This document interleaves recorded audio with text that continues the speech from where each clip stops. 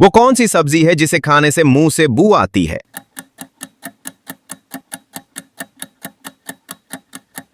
सही जवाब लहसुन। अगला सवाल, वो कौन सी सब्जी है जो खून साफ करने में मददगार समझी जाती है? सही जवाब चकंदर।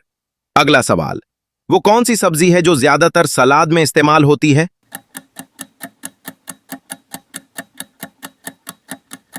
अपनी ज़हानत से इसका जवाब कमेंट सेक्शन में दें। अगला सवाल, वो कौन सी सब्जी है जो आंखों के लिए मुफीद मानी जाती है?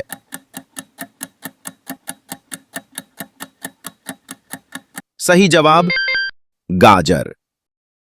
अगला सवाल, वो कौन सी सब्जी है जो जल्दी खराब हो जाती है?